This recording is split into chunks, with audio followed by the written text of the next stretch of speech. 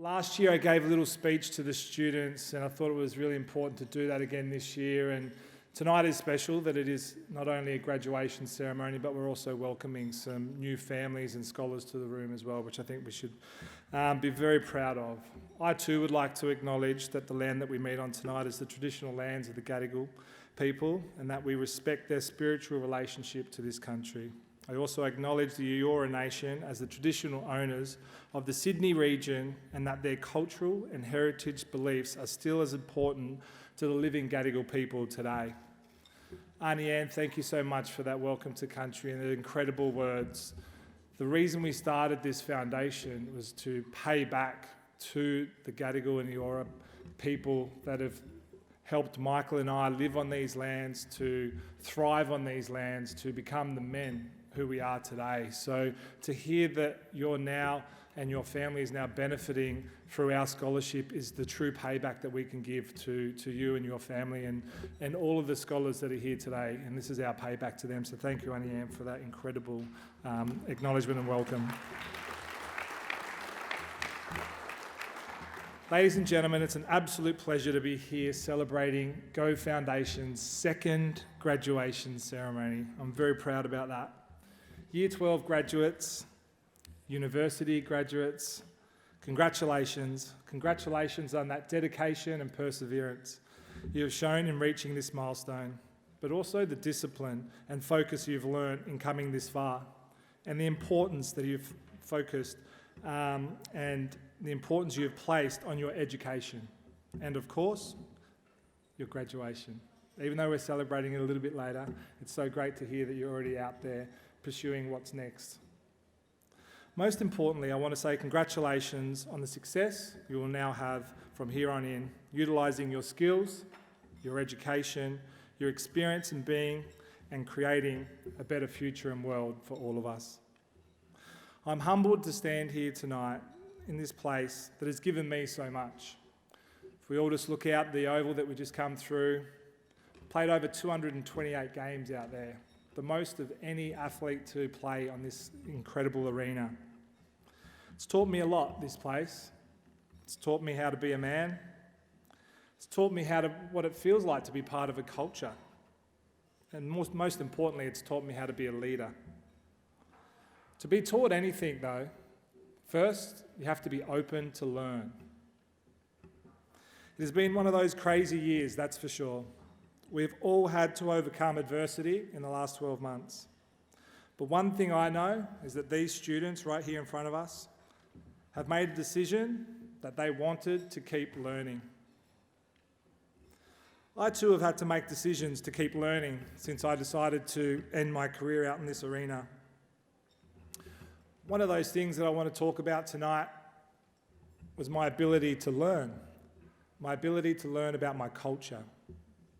I too am a descendant of a mother who was born on a mission in Point Pearce. She was taken away from that mission when she was 5 and put into a white family, so that disconnect happened immediately. But I don't use that as an excuse that I can't not learn my culture, I can't not learn about who I am as an Aboriginal man. Big part of learning about my culture has been about experiencing what that feels like, and a big part of our mentor days and leadership days is about giving our students cultural immersions. What it's like to dance, what it's like to be painted up, what it's like to learn about how to tell your own story of your own people. If anyone was watching the vigil on December 25, I had an incredible opportunity to dance on a stage. You know, you may have seen me dance on the stage in that arena out there before. Not too many people like that. I can go give one, but Michael and I and James, his son, my godson, had an incredible opportunity to learn a dance with Dean Witters and Stephen Page from Bangara, and then perform that at Barangaroo Point the night before everyone celebrates the fleet coming down the harbour on January 26.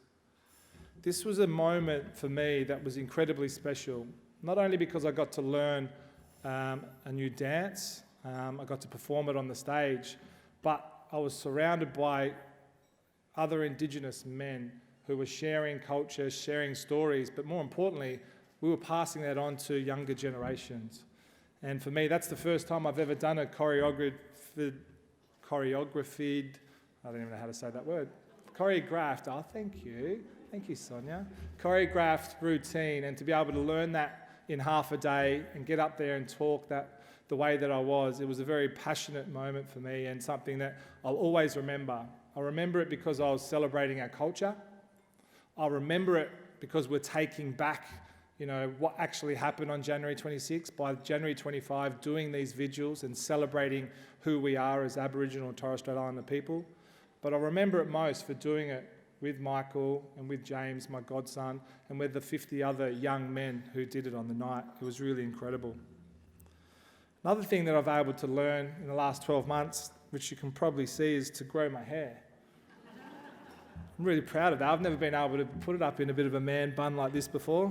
Whether it looks good or not, that's another story. But for me, I've never been in an environment where it was safe or okay to do that. I went to school. The principal said, you're not allowed to have your hair past a certain length.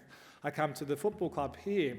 You're around 46 other blokes. They tell you pretty much if you're wearing the wrong shoes, the wrong haircut, you get told every day. So you learn pretty quickly to develop not only a tough skin, but what's right and what's wrong. So for me, this is a really good opportunity. I'm learning about, what it's like to wash your hair, girls. It's quite a hard job to do that once a week. Especially you're swimming in the beach all the time and have to brush it. There is one advantage though in having long hair, I have to admit, having a 20-month-old daughter who hates having her hair done. If I have my hair done first, she'll go, same as daddy, which is great and it's lovely. I just got to remember when I walk out the door to go to work, I've got to take the pigtails out and brush it back a little bit. One thing I also love to learn is I love to learn from leaders. I love to learn from other people that have walked in our shoes, other people that have told their stories. And for me, those people are generally coloured people like we are. I was gifted the Barack Obama book around Christmas time this year, and what an incredible man he is. And I just love what he stands for, and I also share that passion he has for education. I recently was reading one of his speeches. He's endless. The words that come out of his mouth and the way he puts it all together is just really incredible. And 2009, he made this speech to a group of students at a school in the projects. And if Barack was with us today, and I just want to read a bit of this speech because it's just incredibly important, not only to me, because when I read it and how it made me feel, but tonight's the sort of night that I wish Barack Obama was here. And if he was here tonight, this is what he would say in reflecting on that 2009 speech. Don't worry, I'm not going to put an accent on. I'm going to talk in my normal voice. Now, I've given a lot of speeches about education, and I've talked about responsibility a lot. I've talked about teachers' responsibility for inspiring students and pushing them to learn. I've talked about your parents' responsibility for making sure you stay on track and that you get your homework done and you don't spend every waking hour in front of the TV or on your phones. I've talked a lot about our government's responsibility for setting higher standards and supporting teachers and principals and turning around schools that aren't working, where students aren't getting the opportunities that they deserve. But at the end of the day, we can have the most dedicated teachers, the most supportive parents, the best schools in the world, and none of it will make a difference. None of it will matter unless all of you fulfil your responsibilities. Unless you show up to those schools, unless you pay attention to those teachers, unless you listen to your parents and grandparents and other adults and put in the hard work that it takes to succeed. And that's what I want to focus on today, the responsibility of each of you that you have towards your education. I want to start with the responsibility of yourself. Every single one of you has something that you're good at. Every single one of you has something to offer. And you have a responsibility to yourself to discover what that is. That's the opportunity an education can provide. Maybe you could be a writer, maybe even good enough to write a book or articles for the GoQ newsletter. but you might not know it until you write your first English paper, that English class that's assigned to you. Maybe you could be an innovator or an inventor, maybe even good enough to come up with the next app that we'll all be downloading next week, or a new vaccine. But you might not know it until you do your project of your first science class. No matter what you do in your life, I guarantee that you need an education to do it. You may want to be a doctor, or a teacher, or a police officer, or you want to be a nurse, or an architect, a lawyer. You're going to need a good education for every single one of those careers. You cannot drop out of school and just drop into a good job.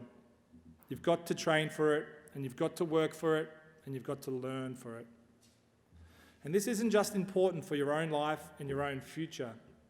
What you make of your education will decide nothing less than the future of this country. The future of Australia depends on you. What you're learning in school today will determine whether we, as a nation, can meet our greatest challenges in the future. You'll need the knowledge and problem-solving skills you learn in science and maths to cure diseases like cancer and COVID, and develop new energy technologies and to protect our environment. You'll need the insights and critical thinking skills you gain in history and social studies to fight poverty, homelessness, crime, discrimination, and make our nation more fair and more free. You'll need the creativity and ingenuity you develop in all your classes to build new companies that create jobs and boost our wealth. We will need every single one of you to develop your talents and your skills and your intellect so you can help us old folks solve the most difficult problems. The truth is, being successful is hard. You won't love every subject that you do. You won't click with every teacher that you have. Not every homework assignment will seem completely relative to your life right at that moment. And you won't necessarily succeed at everything you do for the first time that you try. That's okay. Some of the most successful people in the world are the ones that have had the most failures. J.K. Rowling, the author of Harry Potter, her first Harry Potter book was rejected 12 times by publishers until it was finally published. Michael Jordan was cut from his high school basketball team. He lost hundreds of games and missed thousands of shots during his career. But he once said, "I have failed over and over and over again in my life, and that's why I succeed." These people succeed because they understood that you can't let your failures define you. You have to let your failures teach you. You have to let them show you what to do differently next time. So powerful, these words. So powerful. When I read this recently, it just made me inspired. Inspired to keep learning. Inspired to keep challenging people's opinions. Inspired to keep asking questions. And more importantly, inspired tonight to share this with you. Tonight we come together to celebrate our graduating students and to welcome the next generations of scholars. Let's all keep on making the choice to learn. Thank you.